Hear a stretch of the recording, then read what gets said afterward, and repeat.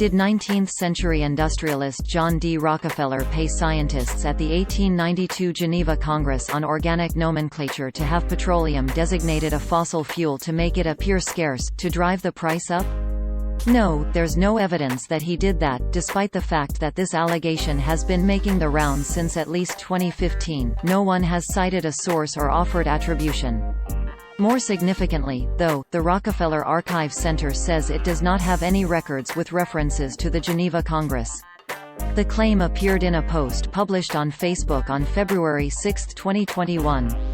It opened, quote, "Every time you hear the term fossil fuel on the TV, radio, news etc., you're being lied to." In 1892, at the Geneva Convention, the smartest man in the oil industry J. D. Rockefeller paid scientists to call oil a fossil fuel to induce the idea of scarcity, in order to set a world price for oil. End quote. This is what the post looked like on Facebook at the time of writing, quote, "Posted by Kelly Neese on Saturday, February 6, 2021." End quote. Source: Facebook screenshot taken on Tuesday, February 9, 21 hours 0 minutes and 26 seconds 2021 UTC. There are three main fossil fuels, which the National Geographic simply identifies this way, quote, "Petroleum, also called crude oil, is a fossil fuel. Like coal and natural gas, petroleum was formed from the remains of ancient marine organisms, such as plants, algae, and bacteria. Coal, natural gas, and petroleum are all fossil fuels that formed under similar conditions." End quote. A more detailed definition can be found here. Fossil fuel is a term that had been used since at least the 1700s, but it referred to coal. The Louisiana Department of Natural Resources notes petroleum did not become a significant fuel source until the mid to late 1800s, quote, "Until the late 19th century, an oil find often was met with disinterest or dismay. Pioneers who settled the American West dug wells to find water or brine, a source of salt. They were disappointed when they struck oil. Several historical factors changed that. The kerosene lamp, invented in 1854, ultimately created the first large-scale demand for petroleum. Kerosene first was made from coal, but by the late 1880s most was derived from crude oil." End quote. It is not clear when and by whom petroleum came to be designated a fossil fuel. But there are no indications that it happened at the 1892 Geneva Congress on Organic Nomenclature. And, likewise, there are no indications that Rockefeller had anything to do with the Geneva Congress.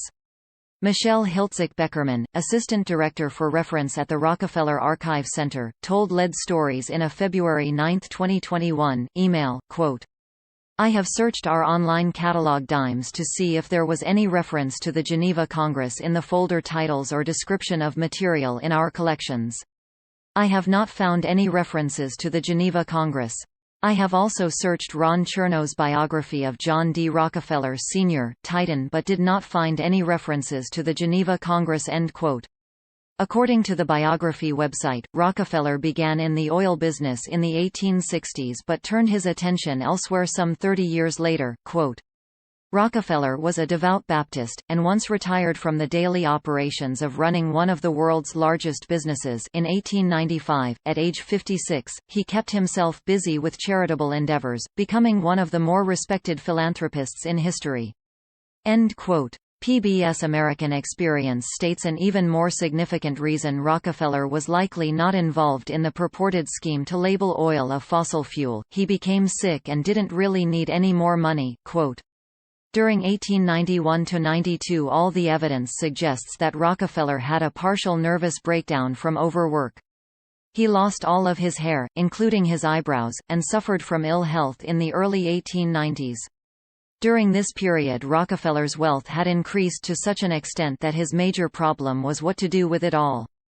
He solved this problem by hiring Frederick T. Gates in September of 1891 as a full-time manager of his fortune.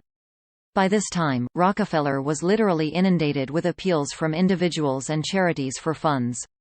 Gates not only removed this burden, he also oversaw all of Rockefeller's investments, which were becoming huge in their own right." End quote. The exact date of his retirement is in question, but there's no doubt Rockefeller was not interested in the oil business by the mid-1890s. PBS notes, quote, By 1896, Rockefeller stopped going to his office daily, and in 1897 he retired, at the age of 58. He took part in some management activity until 1899, but none to speak of thereafter. John Archbold ran Standard Oil from the mid-1890s onward. End quote.